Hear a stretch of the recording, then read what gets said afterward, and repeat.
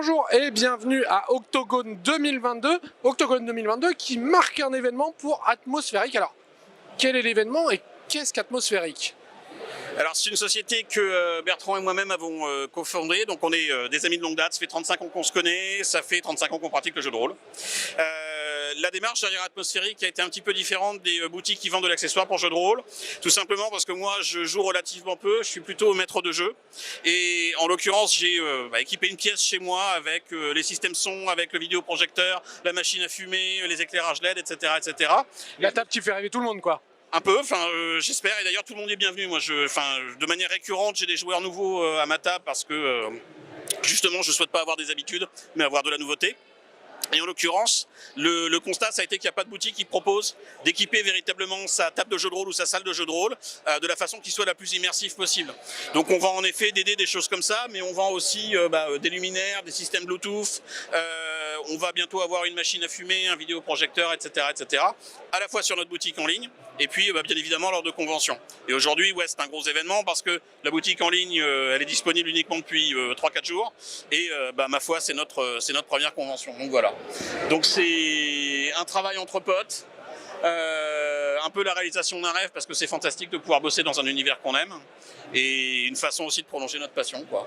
Voilà. Alors là, on peut le voir un petit peu sur le stand. Il y a effectivement, tu l'as cité, les dés, les luminaires, mais il y a aussi, alors du coup, je vois le crâne par exemple, la lampe. Tu parles effectivement d'atmosphère, hein, atmosphérique, je pense que ça vient de là. Des petits conseils justement. Alors, bon, j'ai pas forcément une salle, on va dire, pour jeu. Quelle petite chose je peux rapidement mettre en place pour une petite plus-value? Des choses qui vont être relativement simples, ça va passer par déjà ce qu'on peut tous avoir maintenant relativement facilement, c'est une ambiance sonore. Pour ça, on peut s'équiper du système sonore de son choix ou aussi avoir des accessoires qui sont carrément plus immersifs comme ceux qu'on peut proposer nous.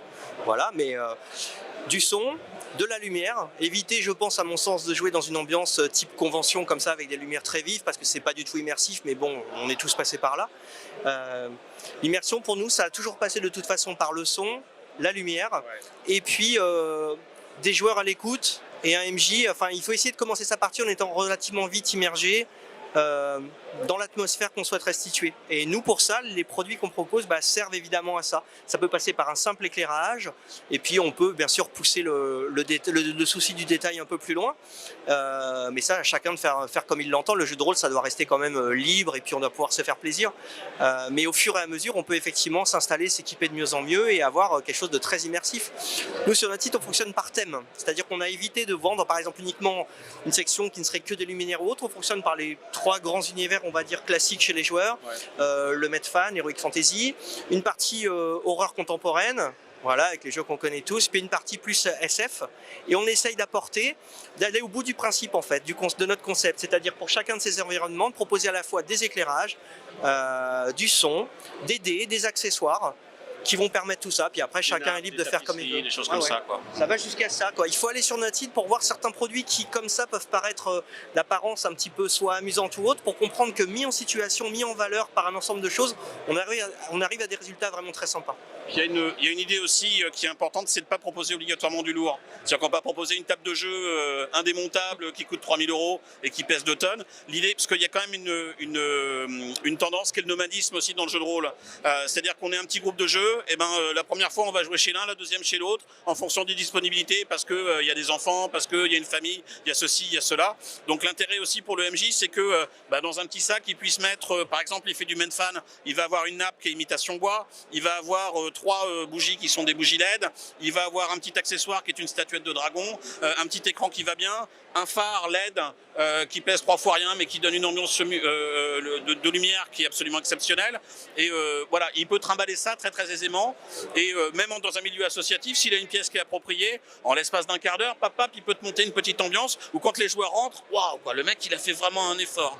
Donc ça aussi c'est important. Je pense qu'on va pas s'orienter vers du lourd, ou en tout cas pas au démarrage, mais plutôt vers un peu la solution de facilité, parce que les gens aussi n'ont pas obligatoirement énormément de temps, donc c'est important qu'ils puissent monter une immersion assez rapidement, quoi.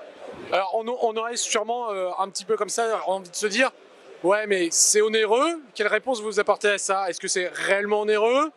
Alors ça peut être très onéreux. Ça peut être très onéreux. Après, c'est en effet une question de budget. On le sait maintenant, le jeu de rôle aussi n'est pas obligatoirement une passion qui est peu coûteuse. Je veux dire, le moindre bouquin, ça va être 50-55 euros. On sait que les collectionneurs, ils aiment bien se faire plaisir aussi en ayant une gamme complète. Là, on va monter très rapidement à plusieurs centaines d'euros. Il est clair qu'on s'adresse de toute façon à des passionnés. Je pense pas qu'on ait vocation à être les moins chers des moins chers. Je pense qu'on a vocation à trouver le juste prix par rapport à des produits qui peuvent véritablement correspondre à une attente.